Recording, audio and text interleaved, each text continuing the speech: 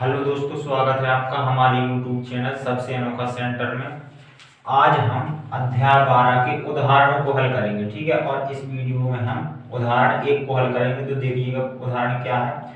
एक त्रिभुज का क्षेत्रफल ज्ञात कीजिए जिसकी दो भुजाएं 8 सेंटीमीटर और 11 सेंटीमीटर हैं और जिसका परिमाप 32 सेंटीमीटर है, ठीक है। उदाहरण हमारा कह रहा है कि एक ऐसे त्रिभुज का क्षेत्रफल ज्ञात कीजिए जिसमें दो भुजाएं 8 सेंटीमीटर और 11 सेंटीमीटर हैं और उस त्रिभुज का परिमाप 32 सेंटीमीटर है, ठीक है। तो यहाँ पर हमने एक त्रिभुज ए बी सी बना लिया है और हम मान के चलते हैं इसकी ये वाली भुजा 8 सेंटीमीटर है और ये वाली भुजा इसकी 11 सेंटीमीटर, ठीक है। और इसका परिमाप कितना दिया गया है? परिमाप दिया गया 32 सेंटीमीटर, ठीक है। तो पहले देखिएगा, पहले हम लोग इस जो ये वाली बीसी भुजा तीसरी भुजा ये हमें पता नहीं है, तो पहले हम इस भुजा को पता करेंगे, ठीक है। तो देखिएगा परिमाप कितना दिया गया 32 मीटर, यहाँ पर लिखेंगे परिमाप बराबर 32 मीटर और सॉरी सेंटीमीटर 32 सेंटीमीटर। और हम आपको बता दें परिमाप जो होता है त्रिभुज की तीनों भुजाओं का योग होता है, ठीक है। तो यहाँ पर हम परिमाप की जगह पे क्या लिख सकते हैं? परिमाप की जगह पे हम लोग लिख सकते हैं A B plus B C और प्लस सी ए, ये तीनों भुजाएं हैं, इन तीनों भुजाओं का योग लिख सकते हैं परिमाप की जगह, चूंकि परिमाप तीनों भुजाओं का योग होता है। तो यहाँ पर हम लोग लिखेंगे a B plus B c plus c a और बराबर में कितना हमारा 32 सेंटीमीटर, ठीक है। इस प्रकार से अब देखिएगा ए बी हमें पता है 8 सेंटीमीटर है, तो यहाँ पर हम लोग 8 रख देंगे, प्लस बी सी तो हमें निकालना पता नहीं है, तो यहाँ पर बी सी जो का त्यों रखेंगे और प्लस सी ए हमें पता है 11 सेंटीमीटर है, तो यहाँ पर हम लोग 11 रख देंगे और बराबर में हमारा 32, ठीक है।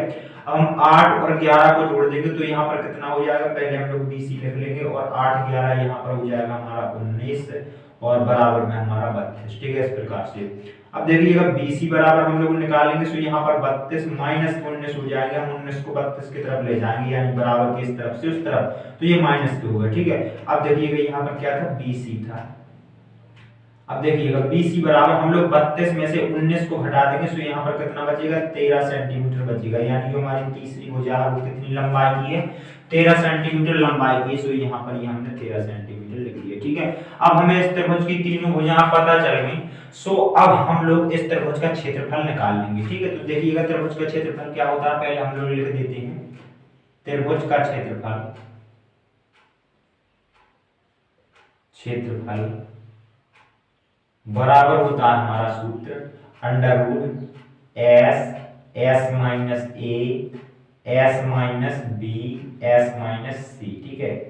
ये होते हैं त्रिभुज के क्षेत्रफल के लिए सूत्र, ठीक है। इसे हम लोग हीरोन का सूत्र भी कहते हैं, ठीक है। अब देखिए जो इसमें एस है ना, वो त्रिभुज का अर्ध परिमाप होता है, यानी परिमाप का आधा, या फिर कह ले त्रिभुज की तीनों भुजाओं के योग का आधा, ठीक है। तो यहाँ पर हमें परिमाप दिया गया है, परिमाप दिया गया 32 सेंटीमीटर, तो इसका आधा ही कहलाता है एस, यानी कि अर्ध परिमाप, ठीक है।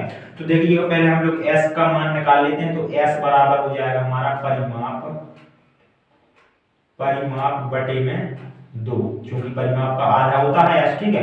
अब देखिएगा परिमाप में दिया गया 32, तो हमने 32 लिख दिया और बटे में 2 है, तो 2 और हम लोग 2 से 32 में भाग लगा देंगे, तो यहाँ पर आ जाएगा हमारा 16, यानी कि एस का मान हमें मिल गया है एस बराबर 16 सेंटीमीटर, ठीक है। ये हमें एस का मान मिल गया, ठीक है। और जो ए बी सी होती है ये त्रिभुज की तीनों भुजाएं होती हैं, ठीक है। अब हम लोग इस सूत्र में सभी के मान रख देंगे, एस के मान और ए बी सी के भी मान रख देंगे, ठीक है। तो देखिएगा यहाँ पर हम लोग लिखेंगे त्रिभुज ए बी सी का क्षेत्रफल, त्रिभुज ए बी सी का क्षेत्रफल। सूत्र में मान रखते हैं, सूत्र क्या है? अंडर रूट एस है, तो एस का मान हमने निकाला 16, तो एस की जगह पे 16 रख देंगे और फिर हमारा एस माइनस ए है, यानी 16 माइनस त्रिभुज की एक कोई भी ये भुजा ले लें, तो ये हमने 11 ले ली, ठीक है। यहाँ पर 11। अब क्या है? एस माइनस बी, यानी कि 16 माइनस दूसरी भुजा हम लोग 13 ले लेते हैं, कोई भी भुजा ले सकते हैं, ठीक है। ये हमने दूसरी भुजा ले ली एस माइनस बी, और अब हमारा होता है एस माइनस सी, यानी कि 16 माइनस तीसरी भुजा क्या है? 8 सेंटीमीटर, तो ये 8 रख दिए, ठीक है। हमने इस सूत्र में सभी के मान रख दिए।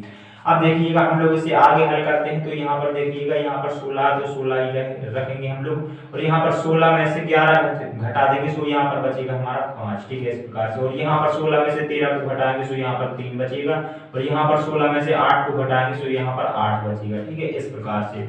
अब देखिएगा अंडर रूट के अंदर जो संख्या है हम लोग किस प्रकार से लिख सकते हैं, 16 को हम लोग लिख सकते हैं 4 गुणा 4। ठीक है, 5 को हम जो कहते हैं रखेंगे, क्योंकि 5 को तो किसी रूप में लिख नहीं सकते हैं, 3 को जो कहते हैं, और 8 को हम लोग लिख सकते हैं 2 गुणा 2 गुणा 2। ठीक है, अब देखिएगा यहाँ पर 4 का एक जोड़ा बन रहा है और 2 का भी एक जोड़ा बन रहा है, और 5 3 और एक और 2 है, इसका जोड़ा नहीं बन रहा। ठीक है, और हम लोग जानते हैं कि अंडर रूट के अंदर अगर किन्हीं संख्याओं का जोड़ा बनता है तो वो संख्या अंडर रूट से बाहर आ जाती है। ठीक है, जोड़ा में से एक संख्या बाहर आ जाती है, और जो जिनका जोड़ा नहीं बन रहा वो अंडर रूट के अंदर ही रहते हैं। ठीक है, तो देखिएगा यहाँ पर हम लोग क्या करेंगे, यहाँ पर 4 का एक जोड़ा बन रहा है तो 4 को अंडर रूट से बाहर कर लेंगे, तो ये हमने 4 को अंडर रूट से बाहर लिख दिया। और यहाँ पर एक 2 का भी जोड़ा बन रहा है, तो हमने एक 2 को भी बाहर लिख दिया। ठीक है, अब यहाँ पर 5 का जोड़ा नहीं बन रहा था, तो यहाँ पर हम अंडर रूट के अंदर 5 लिखेंगे, और 3 का भी जोड़ा नहीं बन रहा था, तो हमने 3 भी लिख दिया। और यहाँ पर एक 2 भी ऐसा है जिसका जोड़ा नहीं बन रहा, तो हमने 2 भी लिख दिया। ठीक है, अब इस प्रकार से देखिएगा इन दोनों को गुणा कर देंगे, तो 4 गुना 8 हो जाएगा, और इस अंडर रूट के अंदर सभी को गुणा कर देंगे, तो देखिएगा 5 या 15 और 15 दूना 30, यानी कि ये आ गया अंडर रूट के अंदर हमारा 30। ठीक है, तो ये हमारा क्षेत्रफल है, और हमारी भुजा सेंटीमीटर में दी गई थी, तो हमने क्षेत्रफल निकाला तो सेंटीमीटर का स्क्वायर। ठीक है, जो भी हमें जिस भी इकाई में माप दी जाती है क्षेत्रफल निकालते हैं तो उसी माप का स्क्वायर कर देते हैं। ठीक है, तो यहाँ पर सेंटीमीटर का स्क्वायर 8 अंडर रूट 30 सेंटीमीटर का स्क्वायर, यही हो गया हमारा त्रिभुज एबीसी का क्षेत्रफल। ठीक है, तो इस प्रकार से ये उदाहरण एक हमारा कंप्लीट हो जाता है। चलिए मिलते हैं अगली वीडियो में, धन्यवाद।